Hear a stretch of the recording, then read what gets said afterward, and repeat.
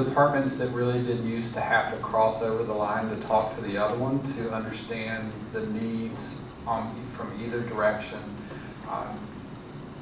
Explain how has this been a good thing for your school district that, you know, because digital curriculum and content is come in and is taking more of a role, that curriculum and technology and whoever else used not this, you know, they all stayed in their silos, they're not anymore. You know, explain a little bit about where you are on that journey and why. Sure. So I think one thing that is somewhat unique about our district is where our, what I guess we call them instructional technology facilitators. These are teacher leaders in a TOSA role, centralized at the office, but definitely part of a building team, or this year, multiple building teams. But that group of people, we have 17 this year, we're very fortunate, is housed under ITS and not curriculum instruction. So we have a very strong relationship with ITS and the network team and all that kind of thing, all those folks, as well as the curriculum side. So I think that's important. One of the things that we put in place last year is kind of a review process. So because we are part of ITS, the beginning of August can be rough, and there's, you know, you guys know how it works, there's, you know, 30 new things that need to be online day one that no one knew about. Someone purchased it, no one, not that ever happens, but happens in our district. We put together a process in conjunction with the operation group of our district. We kind of shared some pain points and got a common understanding that this needs to be shared work. And it's not ITF work and it's not ITS work, but it is the system work. And so we have a process we put in place called the Digital Advisory Team. So when someone wants to purchase something, whether it be digital content, a service, bus cameras, when it's going to come into our existing infrastructure, it's going to be vetted by this group. This group then will say yes, and that's mostly what we say, but we kind of vet it for, are we already doing this? Is there already a tool out there that exists that we have and it works well that these folks don't know about? So the next part of that is the digital integration team. And this is led by our network team, and this is what saved our bacons last year, very much so. They actually work with the vendors ahead of time to see how it integrates. How does rostering work? How does the sign-on work? All those questions are answered before we even purchase. Then there's an evaluation component to that. So if we put in a pilot or full implementation, there's actually an evaluation process that says, is this right? Is this the right tool?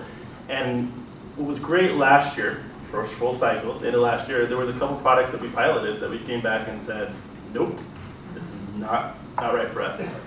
Whereas I think in previous years, we probably would have cut another PO and continued to use the product without understanding why or why not.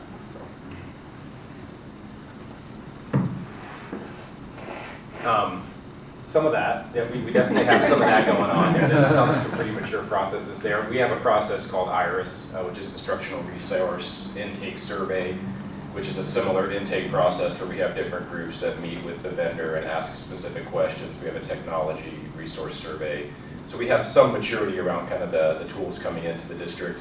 The part of the question I think that is interesting though is kind of how is the executive collaboration and the multi-layered collaboration happening and evolving. It's a work in progress, but I think that IT's kind of evolved to a point where we can take a leadership role in creating governance structures that can stand over time. And so we've stood up several multi-year projects, one around learning management, one around more or less single sign-on and data integration activities. And then we have a large project around curriculum adoption, which we're moving to more of an innovation cycle much more rapidly. And so by using some kind of standard project management practices, we're trying to create some formality. And we're at a kind of an inflection point right now where we're trying to understand, how much formality and governance is helpful versus how much organic growth do we want to promote in our school buildings. And that's kind of where the tipping point that we're at right now. And we're working through it. And the good news is about 3 years ago there was sort of a call to action that happened in our district, and we got some new leadership and some new blood. And so now we've kind of been coalescing around the vision. So it's moving in the right direction. So from a small district perspective, because the tech facilitator, that's me. And also the curriculum, person, that's me.